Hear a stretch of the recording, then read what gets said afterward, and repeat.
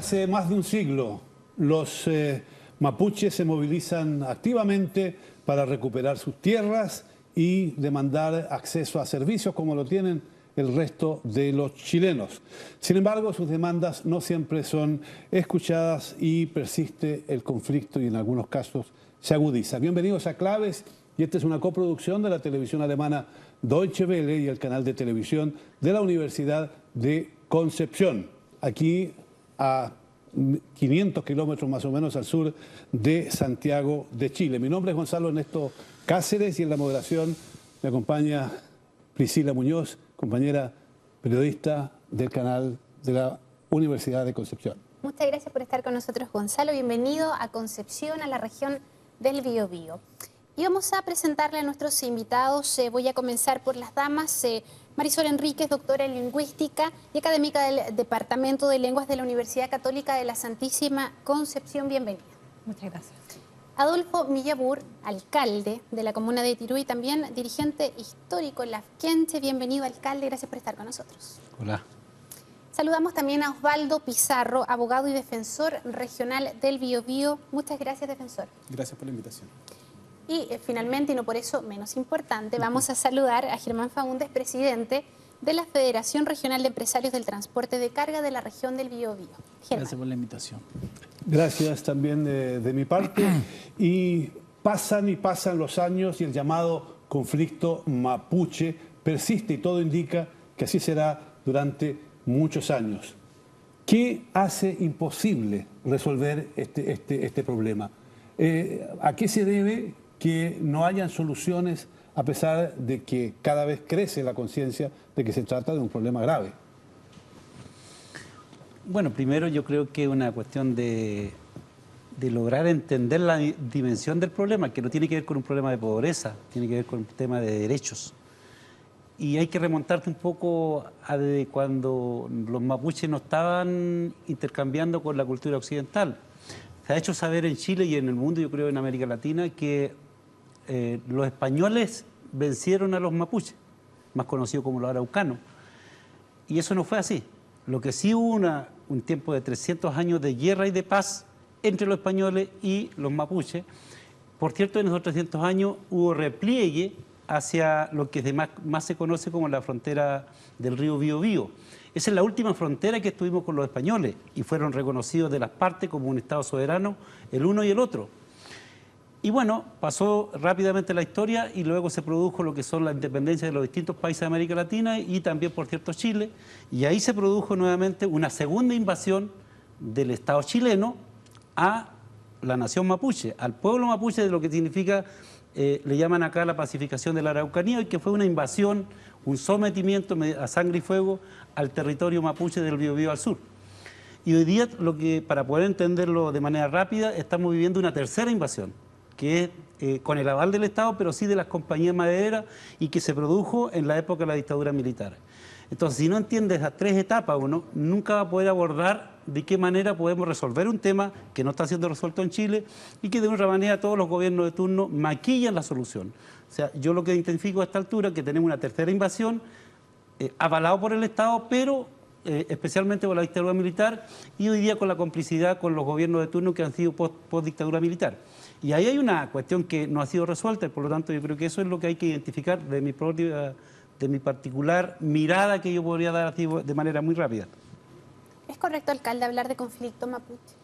O sea, los mapuches no somos, no creo que tengamos conflicto entre nosotros. O sea, decir conflicto mapuche es como reducirlo, que los mapuches tienen un problema entre sí. Es un conflicto con el Estado chileno. Y eso, todo lo que ello implica, con su institucionalidad del Estado chileno, con los políticos del Estado chileno, con los representantes del Estado chileno, que no han sido capaces de comprender y de otra manera pararse de manera distinta frente a un pueblo que no se siente tranquilo porque fue sometido. Y en dictadura militar fue invadida de manera muy fuerte lo que es la ocupación de su territorio. Porque hasta antes de la dictadura militar, de una manera vivíamos más tranquilos, con dificultad, pero teníamos control del territorio de una manera con pobreza y todo, pero las compañías madereras, con el aval de la ley 701, invadió todo nuestro territorio y hoy día tenemos grandes crisis, no solo de la producción de los recursos alimentarios, sino que también en lo que tiene que ver con los recursos del agua, que está en crisis, no solo para los mapuches, en la región donde yo estoy, en la octava y en la novena región, hay una crisis de... A pesar de que hay muchos recursos de agua, vertiente, acuífero, en la época estival hay problemas serios de abastecimiento de agua de las ciudades y especialmente de las zonas rurales. Y eso no solamente lo tienen los mapuches. Entonces hay una crisis de convivencia social entre la actividad económica versus los derechos de los pueblos, en este caso el pueblo mapuche. Marisol, la clase política chilena, los sectores dominantes del país, venden la idea de que Chile es un país moderno. Chile es un país sólido, democrático y que además de eso, un país con recursos. Sin embargo, los problemas del pueblo mapuche no han sido atendidos y no son atendidos en verdad. ¿Qué hace que la clase política chilena trate de ignorar esta realidad? ¿Están tratando de tapar el sol con un dedo? Algo así podría ser. Lo que pasa, y concuerdo en lo que planteaba el alcalde, que el problema que se relaciona con la temática mapuche es tan complejo, este problema o llamado conflicto, ¿cierto? Que tiene tantas aristas que en realidad para poder enfrentarlo hay que verlo de una multiplicidad de factores, o tiene una diversas miradas, ¿cierto? Y por lo tanto también hay diversos elementos que se deben considerar a la hora de abordarlo. Desde el punto de vista, por ejemplo, de mi especialidad en el ámbito de la educación y de la lingüística específicamente, las demandas que ha tenido el pueblo mapuche son antiquísimas, ¿ya? Y no solamente el pueblo mapuche, de las diferentes agrupaciones étnicas que hay acá en Chile, han demandado por mucho tiempo que el Estado, que el gobierno, que la clase política dé cuenta, ¿cierto?, o que atienda a sus necesidades. Y en el plano educacional, por ejemplo, estas demandas fueron escuchadas de alguna manera y respondidas a través de la ley indígena cuando se promulga en el año 1993. Y hay una cierta respuesta ahí a esas demandas, pero es solamente un cuerpo legal que tenemos, ¿ya? Es una legislación que sí es un avance, pero no es lo suficiente, puesto que no se ofrecen soluciones concretas a las diferentes problemáticas que tiene la sociedad mapuche. En el plano educacional estamos completamente en deuda, porque el programa de educación intercultural bilingüe, por ejemplo, y hablo del programa educacional porque es fundamental, pienso yo, dentro de esta temática, que se implementa a partir del año 1996 con proyectos pilotos, ¿cierto?, en comunidades de alta densidad indígena, como lo estipula la ley. Es un programa que se implementa con proyectos pilotos. A partir del 2010 se establece ya un subsector de lengua indígena, pero definitivamente ha sido insuficiente, tremendamente insuficiente. Y sigue habiendo un montón de deficiencias en el ámbito educacional y por lo tanto no se ha dado respuesta a estas demandas. Y ese es un tema bien interesante sobre el cual queremos volver además en el curso del programa. Y de hecho muchos mapuches hablan castellano o hablan español como nosotros. ¿Cuántos chilenos hablan mapudungún? Sin duda alguna que es una minoría ínfima, quizás. Pero yo quería preguntarle a don Germán, en un programa anterior en el cual tratamos el tema mapuche, había un senador de la zona, Edwards, tengo entendido que es senador, ¿verdad? Yo le pregunté si desde el punto de vista de los que nos llamamos chilenos, hay una actitud racista y hasta xenófoba con respecto a los mapuches, y él es un hombre conservador, ya lo sabemos. Me dijo que sí, yo creo que sí, me dijo. ¿Opina usted que tiene razón? Yo creo que hay distintas miradas, digamos, del ámbito, digamos, social. Yo creo que no es tan así, digamos. Hay grupos que pueden ser un poquito más, como dice usted, que miran de otra manera, digamos, pero no es la totalidad del chileno. Yo creo que Hoy día el país Pero los está... mapuches son chilenos también. Sí, no, pero estoy diciendo que de darse cuenta, digamos, que en el fondo vivimos todos juntos en este mismo país. Hay alguna gente que nos quiere colocar en una clase y otra clase, y eso encuentro yo que hay un error. Yo creo que cada persona se ha ganado su espacio en este país, por lo tanto, cada uno tiene los derechos a pedir lo que ellos creen que se le hace falta. Y ahí donde nosotros, nuestra postura que hacemos nosotros con todo este conflicto que hay, donde los metieron nosotros al medio, porque nosotros estamos metidos al medio de un conflicto que nosotros no buscamos. O sea, nosotros somos víctimas de algo donde el Estado tiene que haber resuelto este problema. Y Perdón, don Germán, para aclararle a nuestros auditorios, usted es representante de una empresa de transporte. No, yo soy de los transportes en general. De transporte en general. Pero fundamentalmente en la región son los camiones que sacan la madera. No, todo, en general todo. Pero relacionado con el conflicto, están también... No, se han quemado de todo acá. La quema de camiones aquí no es con madera, aquí se han quemado todo tipo de camión, con contenedores que traen salmones, que traen madera, que pueden traer muebles, que llevan a esos productos, que llevan combustible. O sea, que hay diverso la totalidad de la quema de camiones. Aquí no podemos seguir que sea quemado solamente camiones que van en el área forestal. Y además de esto, ningún camión es forestal tampoco, porque los camiones no son de las forestales, los camiones son de los dueños de empresarios, a veces pymes y a veces empresas más grandes, pero no hay ningún camión que ha sido afectado, que ha sido de una forestal, digamos, como para ir, digamos, en contra de las forestales. Son camiones de gente nuestra que nosotros representamos. Okay. Sí, quiero retomar con el defensor un tema que me parece tremendamente complejo porque dentro de este estigma con el que muchos crecimos aquí en Chile, que los mapuches eran flojos, que se burlaban por los apellidos, se creó también en este último tiempo la sensación de que ellos también son violentos. Incluso se han tipificado muchas causas de carácter terrorista. Usted, como representante de los defensores en la región del Biobío, ¿ha habido un incremento de los mapuches imputados por delitos de este tipo o es algo que no ha variado? Porque da la impresión como que los mapuches ahora son todos violentos, todos se tienen que ir a la cárcel, son todos terroristas. A ver, hay que hacer una aclaración ahí. Desde el punto de vista numérico podríamos decir de que en Chile se inició la reforma procesal penal a nivel macro. Han existido 19 causas donde se ha imputado delitos terroristas, ¿ya? Y en esas 19 causas, 4 han pertenecido a la región del Biobío, ¿ya? Y en ninguna de ellas se ha condenado a una persona por un delito terrorista, ¿ya? Que es algo bien relevante. Sí se ha declarado que ha existido un delito terrorista, pero no se ha determinado la existencia de culpables por ese delito. Y en ese sentido creo que vale la aclaración en orden a que efectivamente se ha invocado la persecución asociada a la ley terrorista en causas asociadas al conflicto mapuche. Sí, efectivamente se ha asociado. Haciéndome cargo de las palabras o la afirmación respecto de la existencia de un conflicto mapuche, no. Yo creo que también hay una etiqueta mal utilizada. Lo que corresponde es la existencia de un conflicto territorial del cual nacen una serie de conexiones de conflicto.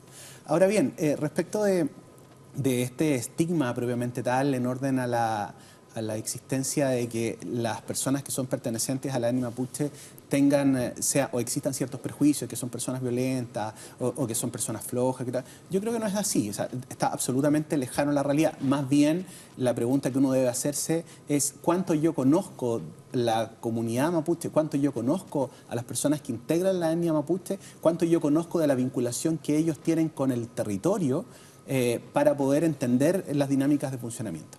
Y en ese sentido creo que hay mucho desconocimiento del funcionamiento real y cómo las comunidades mapuches operan. Lo que sí podemos afirmar es que las comunidades mapuches y algunos de sus integrantes cuando han sido perseguidos por ilícitos que han sido tipificados como terroristas, han visto el peso del Estado completo y a través de sus órganos persecutores que utilizan leyes como la ley de conductas terroristas que superpotencian las facultades del Ministerio Público a través de la utilización de testigos secretos, donde hay plazos distintos respecto de las investigaciones, donde existen secretos de las investigaciones propiamente tal, y una serie de otras normas de persecución que para un delito común no se dan. Y esto asociado, y aquí respondo a la pregunta directamente, asociado a la connotación pública que tienen este tipo de casos, lo que hace que una persona pueda posicionar esto como un conflicto altamente complejo. Sumado ello al hecho de que a nivel internacional, cuando estamos hablando de terrorismo, nos imaginamos, por ejemplo, los atentados del 11 de septiembre en Estados Unidos, nos imaginamos los atentados en el metro de Londres. Entonces, estamos hablando de la existencia de un presunto conflicto que es capaz de desestabilizar la institucionalidad del Estado, cosa que en la práctica no ha sido así porque no ha habido ninguna condena por ese tipo de delito. O sea, podemos entender de que se trata, en definitiva, de un abuso, porque si no han existido esos delitos y se aplica la ley de esa manera y finalmente no se encuentran culpables, evidentemente que la situación es bastante grave. ¿Cómo repercute en el pueblo mapuche esta realidad? Primero, precisar, con todo lo que ya hemos conversado, yo podría identificar que efectivamente hay discriminación y racismo en Chile, que no se dice, es otra cosa, pero existe, está generalizada, yo creo, en la sociedad chilena inconscientemente, porque fueron educados para poder hacer sentir que los mapuches son inferiores, porque los medios de comunicación masiva, en la época de la guerra, en la pacificación de la Araucanía, en aquel tiempo, catalogaron y tipificaron al mapuche como flojo, borracho, hediondo y todos los peyorativos más despectivos posibles. Y en los tiempos de hoy, los medios de comunicación masiva también catalogan de terrorista. Si uno sale a la calle, a Chile, mapuche es sinónimo de terrorismo, porque se instaló ese concepto. Como bien dice el defensor público, ninguna causa ha demostrado que ha sido acto terrorista y ningún culpable, digamos. Pero vámonos más allá al punto de vista más sutil. Solo en las causas que están vinculadas a la causa mapuche se aplica la ley antiterrorista. No hay otro caso que en Chile haya sido aplicada la ley antiterrorista. Es más, en un verano cualquiera, un incendio de monocultivos de pino y eucalipto en la 9ª o 8ª región es catalogada como acto terrorista, y un incendio en Valparaíso, donde no hay mapuche aparentemente, es un acto de... ¿cómo se llama esto? Una persona que hace incendio. Un delito común. Un delito común, ¿ya? Entonces, en ese sentido, el mismo gobierno, el mismo turno de gobierno, el mismo ministro cataloga los dos actos de manera distinta, a pesar de que en Valparaíso hay pirómano, un acto de pirómano en Valparaíso. Entonces, la misma persona cataloga de manera distinta el mismo acto, a pesar de que en Valparaíso hay viviendas comprometidas. Entonces, hay discriminación institucionalizada de parte de los tribunales, de parte de los ministros, de parte de la clase política, sí lo hay. En cuanto se me escapó Gonzalo. Gonzalo, su pregunta, ¿cuál era? La pregunta es si esta situación en la cual ustedes se encuentran es una situación que no tiene solución, que si no hay... no se pueden encontrar caminos de entendimiento, si no es posible que el Estado se comporte de otra forma.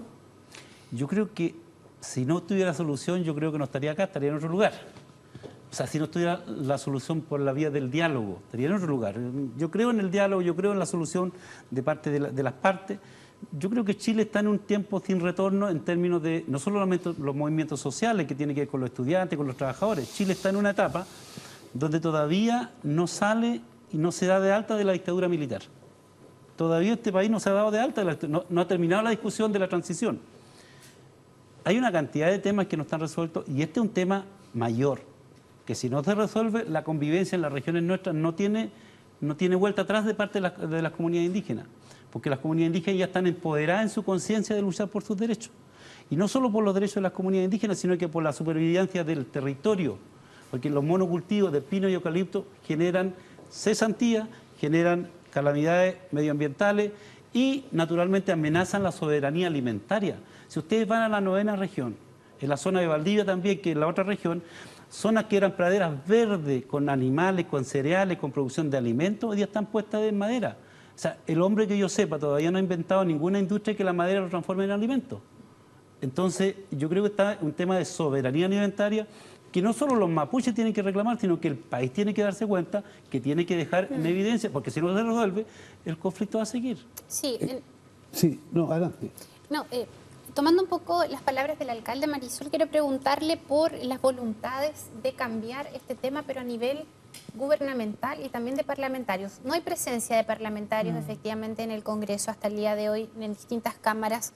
tampoco el gobierno parece avanzar porque estamos hace mucho tiempo esperando la creación de un ministerio indígena, algo que es fundamental, la gran cantidad de indígenas que hay en nuestro país. Y da la sensación que hay, como lo decíamos en otro momento, se tapa el sol con un dedo de una realidad que se tilda de violentista, pero hay temas de fondo importantes, como la gran pobreza que sabemos que sufre el pueblo mapuche. Efectivamente, yo creo que como se ha dicho acá, como lo ha planteado el alcalde, pareciera ser que falta voluntad política para avanzar en este tema y para realmente dimensionarlo en la complejidad que tiene. Yo creo que una de las razones tal vez que podría justificar esto es la mirada monocultural que tiene la clase política, y que tiene no solamente la clase política, la mirada etnocéntrica que tiene la sociedad chilena, no mapuche, ¿cierto? De pensar que somos un país bastante homogéneo, donde la diversidad es vista como algo negativo, ¿cierto? Y no como una riqueza. Entonces las comunidades las comunidades minoritarias de nuestro país, que son varias, que no solamente el pueblo mapuche, pero que efectivamente es que más llama la atención por los problemas que enfrenta hoy en día producto de este denominado conflicto mapuche, porque en los medios aparece, ¿cierto?, lo mapuche relacionado con el delito, con el terrorismo, con camiones que se queman. Entonces eso es tremendamente perjudicial para la mirada que tiene la sociedad chilena en su conjunto, como para también cómo se miran, por ejemplo, los niños y cómo se miran las propias comunidades en su interior, ¿ya? Porque como se ven en los medios ellos, se ven los niños. Por ejemplo, un niño pehuenche me decía una vez en un trabajo de campo que yo realizaba: yo no quiero ser pehuenche ni hablar pehuenche porque pareciera ser que no es muy bueno serlo. Ya muchos sí quieren serlo, muchos niños pehuenches, muchas comunidades. Digo pehuenche porque estamos acá en la zona, en la región del Biobío, y también de las comunidades lasquenches, están orgullosos de serlo, a pesar de todo lo que se atenta contra eso. Hay mucha gente en las comunidades que son muy leales a su cultura, que son muy leales a su lengua, a pesar de el trabajo sistemático que ha hecho el Estado, ¿cierto?, por desplazar, por aminorar y por minorizar la cultura, y en realidad y no dar respuesta por esta mirada etnocéntrica, por este miedo a la diversidad que se tiene. Hay un hecho que hemos conversado y que sería bueno aclararlo definitivamente, y es que el intento de acusar de terroristas a miembros de la comunidad mapuche ha terminado en quedar en la nada, porque no hay tal delito. Sin embargo, a nivel internacional se ha hablado de la presencia de gente de las FARC con las comunidades mapuche, o sea, el movimiento guerrillero colombiano. Se ha hablado de un supuesto traslado de armas desde el extranjero. El propio expresidente de Colombia habría tenido algunas intervenciones en esa dirección.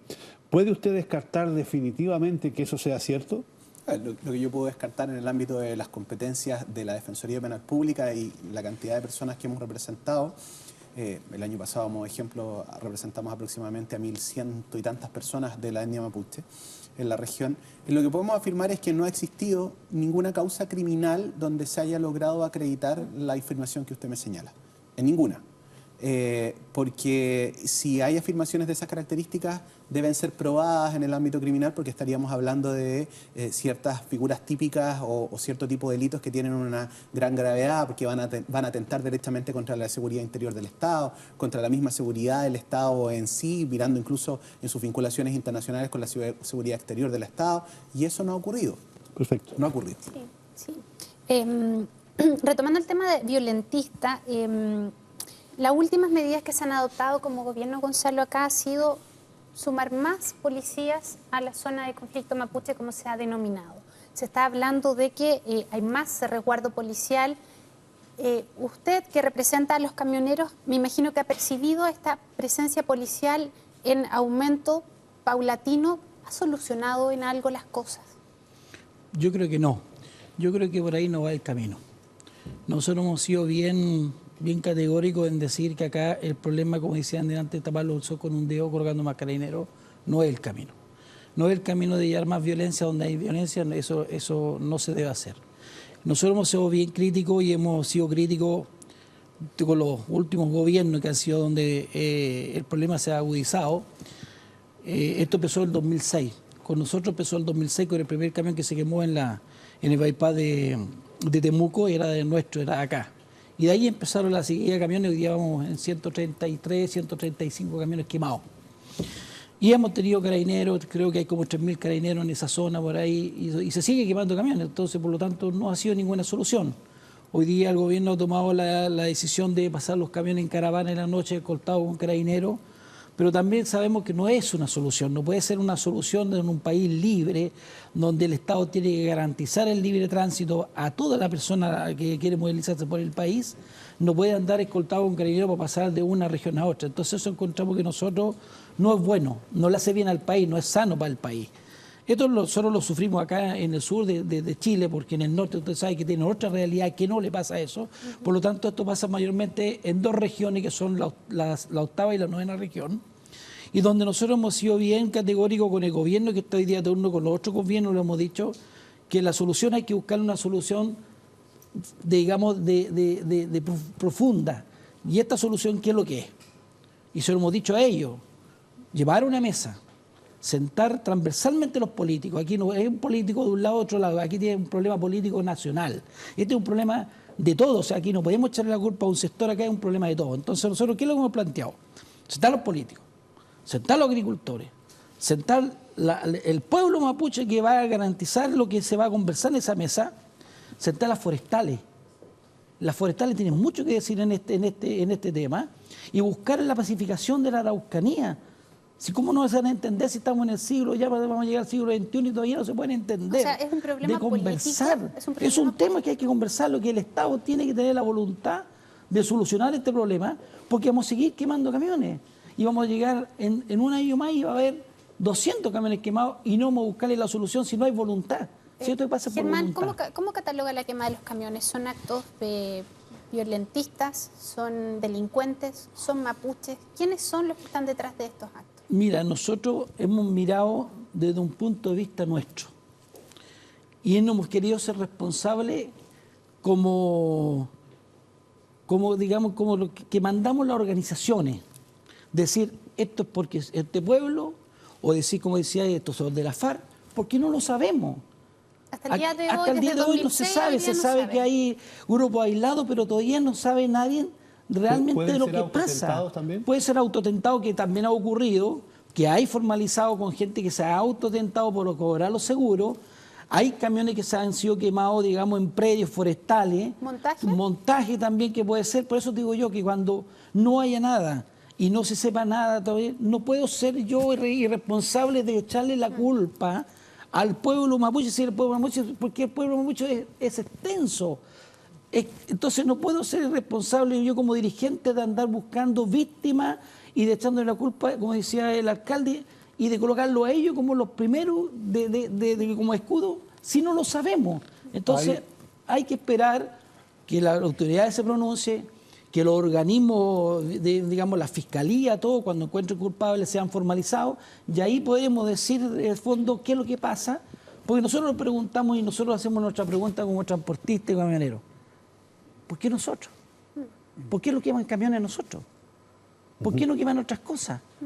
No es necesario quemar nada. Nada, por eso, pero lo que yo ¿por qué quería, nosotros la pregunta? En la medida que avanza el tiempo, quisiera tocar un tema, y es que Chile no es un país que vive aislado en el mundo. O sea, tenemos que someternos también a un derecho internacional. Y hay instancias de derecho internacional que han obligado o que obligan al gobierno chileno a tener una actitud distinta con el pueblo mapuche. Yo sé que no es un asunto que está en sus manos, pero como jurista, ¿por qué el gobierno chileno no cumple con estas obligaciones internacionales? A ver, referente al caso, lo último que podríamos recordar a nivel de Chile tiene que ver con la condena al Estado chileno por parte de la Corte Interamericana de Justicia en el caso de Pascual Pichún, Aniceto Norín y otros 6 comuneros, si mal no recuerdo, porque eran 8 personas, donde efectivamente al Estado chileno se le condena, ya que con ocasión del juzgamiento de este grupo de personas se incurrieron en una serie de infracciones internacionales en las cuales el Estado tiene que reparar a estas personas, ¿ya? Lo cierto es que no deja de ser un llamado de atención muy poderoso que un organismo internacional y la Corte Interamericana condene a Chile por vulneración de derechos fundamentales. Porque precisamente esto debe marcar un punto de quiebre para la institucionalidad chilena. Y en este sentido puedo pronunciarme en orden a que la Defensoría Penal Pública, que es un organismo del Estado, ha avanzado fuertemente en fortalecer la defensa de personas que se encuentran en condición de vulnerabilidad y particularmente en la región. Por ejemplo, nosotros contamos con un grupo de defensores que son especializados en defensa indígena, contamos con algo muy innovador que es la existencia de un facilitador intercultural que pertenece a la etnia mapuche, que es capaz de generar un puente entre ambas culturas y poder explicar de mejor manera las posiciones de defensa. Y a su vez, a nivel de Poder Judicial también se han adscrito a las 100 reglas de Brasilia, donde se reconocen las condiciones, ciertos grupos que están en condición de vulnerabilidad, no por ser vulnerables per se, sino por un tema de acceso a la justicia, y han permitido y han generado algunos cambios. Creo que ese es el camino correcto. Y estos llamados de atención a nivel internacional, recordando otro de ellos, por ejemplo, en el caso de Karen Atala, que también el Estado chileno resulta ser condenado por una actividad discriminatoria, son llamados de atención que deben ser un punto de quiebre para la institucionalidad, es decir, estamos equivocados, estamos mal equivocados, y tenemos un mal rumbo y por lo tanto tenemos que cambiar nuestra institucionalidad. Y creo que ese es el camino correcto. Sí, que es lamentable como país, ¿cierto?, que internacionalmente se nos juzgue por cometer hechos discriminatorios, pero yo quiero retomar el tema de la violencia en el sentido de que hay cosas que todavía no se resuelven, que son la gran cantidad de mapuches que han fallecido en las zonas en conflicto por situaciones que pueden ser descritas de la manera que usted estime conveniente, pero han fallecido comuneros mapuches a manos de carabineros y todavía no hay justicia para ellos. No han fallecido, han sido asesinados. Que es por muy eso le distinto. decía, dígale usted como quiera. Las palabras construyen realidad. Han sido asesinados y no han habido justicia, porque todos los autores que han muerto a los ciudadanos mapuches, no hay autores en la cárcel. También han habido muertos de otro lado y los autores, entre comillas, están en la cárcel. O sea, cada uno saque la conclusión que quiera. Es más, ha sido con instituciones de carabineros que han demostrado que han sido los autores, pero los carabineros siguen en función activa. Es peor todavía eso, que el Estado se avale estos actos de violencia contra un pueblo. Pero más, yo quisiera retomar un poco de que el tema de la violencia. Mira, hay una cuestión, la solución es política. Esto no es una cuestión de pobreza. Chile tiene un pecado de origen. Chile se declara artículo 1 en la Constitución. Chile es un Estado uninacional, confunde nación con Estado. Y en Chile hay varias naciones, hay varias nacionalidades, y los mapuches son una nación. Entonces, si tenemos que plantear una solución a largo plazo, tenemos que construir una nueva casa, una nueva constitución, que nos permita que cada uno de los habitantes tenga su propia habitación cómoda, porque hoy día los mapuches están en el patio trasero. Cuando queda algo de comer, se les entrega. Y cuando no, no. Entonces, el reclamo que estamos haciendo los mapuches, por lo menos en mi parte mía, es que sea una nueva constitución que se declare plurinacional, que sea plural, que reconozca las partes y que sea intercultural. Porque una cosa es lo plural y otra cosa es lo intercultural. Y este Chile es monocultural. En la escuela es monocultural. A mí me produce mucha impaciencia cuando me preguntan, pero usted tiene que ser más, ¿sabe mapudungún? Y yo le pregunto, ¿usted sabe? Nada. Entonces tenemos una monoculturalidad espantosa. Yo sé cómo tengo que comportarme en una misa, sé cómo me tengo que comportar en una iglesia, pero un chileno común y corriente no tiene ideas de cómo se comporta en un guillatún. Entonces hay una falta de conocimiento y de respeto al pueblo mapuche que no tiene nombre. Es más, en cuanto a la violencia, si este país se hicieron dueños no más de 10 familias en este país, si no son el problema, los camioneros no son el problema, son las víctimas también. Mandan a los carabineros, son hijos del pueblo los carabineros, son hijos de los vecinos, que lo mandan. Entonces detrás de los carabineros también hay una señora, hay un hijo, que queda nerviosa cuando lo mandan a la zona de conflicto. Y no lo mandan a cuidar a la gente, mandan a cuidar a las compañías madereras, porque ellos gatillan desde Santiago cuáles son intereses que hay que proteger, y a través de los tribunales. Entonces, hay una cuestión, una ingeniería de poder que es lamentable cómo se construye. Por ejemplo, se instaló en este país a estas 10 familias, son son exitosos, le ha ido bien en la vida. O sea, cuando le roban al pueblo es un empresario exitoso. Cuando el pueblo quiere recuperar lo que le han robado es violencia. Entonces hay una paradoja en eso. Los medios de comunicación, cuando el empresario le va bien robando, como día en la política, como día como está todo coludido, uno dice, bueno, ¿cómo es la cuestión esta? Entonces, frente a toda esa realidad, los mapuches se rebelan, porque durante mucho tiempo de la historia nunca han sido respetados ni reconocidos. Sí. Una cosa es imponerle y otra cosa es dialogar con ellos. Y somos un pueblo, entonces en ese sentido, a mí me llama, por ejemplo, hace poco tuvimos el Consejo Municipal de Tirúa, que es un concejo súper pequeño, una municipalidad pequeñita, convocó al coronel de carabineros de la provincia y al gobernador de la provincia. Y les preguntó, ¿cuántos carabineros tenemos para cuidar a la población? Se miraron entre ellos y dijeron 30. ¿Y cuánto tiene para cuidar la empresa forestal? 80, me dijeron. O sea, 30 para cuidar en 3 turnos, o sea, 10 carabineros para cuidar 11.000 habitantes y 80 carabineros para cuidar las maderas que no se lo roben. Para quienes nos ven desde otros países, que los carabineros son la policía chilena. Esta realidad de violencia, ¿cómo repercute en los niños? Algo nos contaba usted al respecto. ¿Cómo, o sea, y dos cosas. Uno, ¿cómo es posible defender la lengua? Y segundo, ¿cómo repercute esta realidad de violencia en los menores?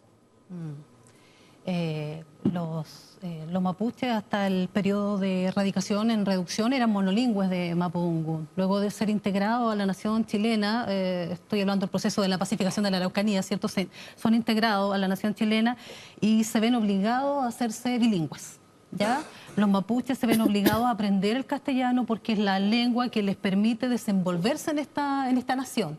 Sin embargo, el resto de la población chilena nunca ha tenido necesidad de aprender mapudungún o cheungún o lengua mapuche, ¿cierto? Uno puede vivir perfectamente, hacer su vida normal sin conocer nada de la cultura, sin conocer nada de la lengua. Sin embargo, los mapuches se ven obligados a tener que conocer las pautas, no solamente conocerlas, sino que practicar las pautas culturales, conocer la lengua para poder desenvolverse y para poder acceder, ¿cierto? Y poder tener una mejor vida.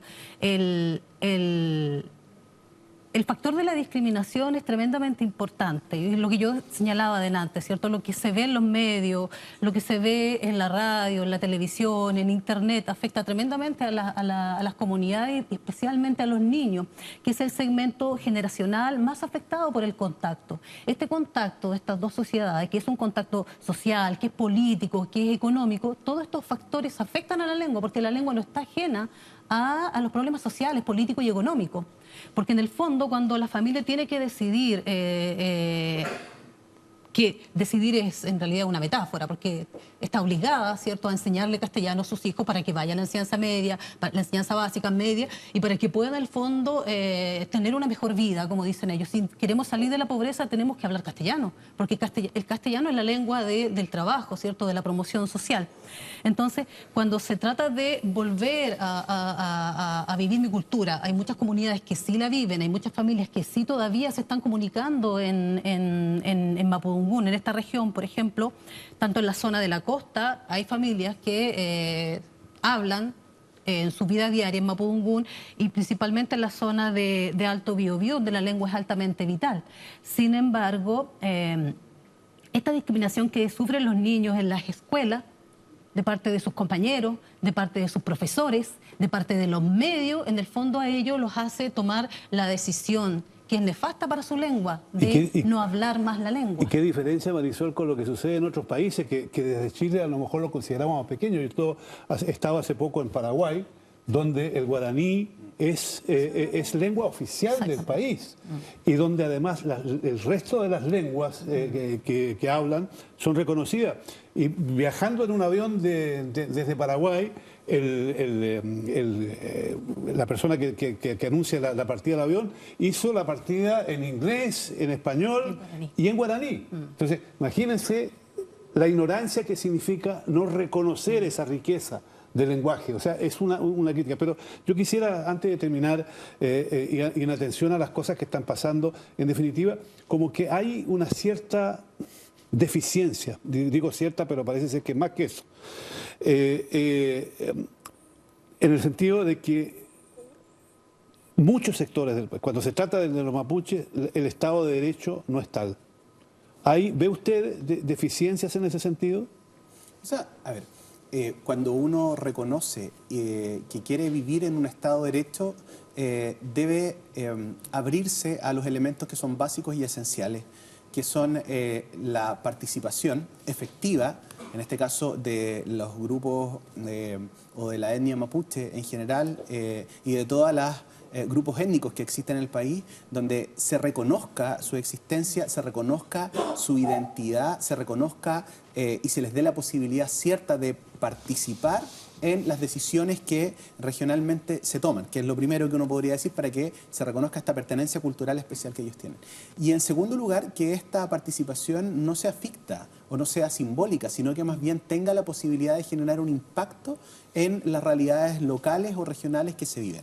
Yo creo que esos elementos son esenciales. Creo que se ha tratado de hacer un trabajo en ese sentido, pero no se ha avanzado lo suficiente. Y sumado a ello está el segundo elemento, que tiene que ver con una apertura cultural, de reconocer la existencia de una multiculturalidad y obrar en ese sentido. De alguna manera, por ejemplo, cuando uno escucha que se hacían referencia a la preocupación por los niños, por ejemplo, es preocupante cuando en la región de la Araucanía el año pasado y el año antepasado se conocieron una serie de recursos de amparo que fueron presentados por abogados de la Defensoría respecto de menores de edad que vivían en las comunidades porque se afectaba la esencia de los niños propiamente tal, y eso implicaba que, por ejemplo, ellos no podían acceder a la educación. Y así, es un elemento importante. Y así llegamos al final de este programa. Sin duda alguna hay una deficiencia muy grande en Chile en relación con el trato que se le debe dar al pueblo mapuche, pueblo heroico que se merece ser respetado de otra manera. Gracias por acompañarnos, gracias por estar con nosotros.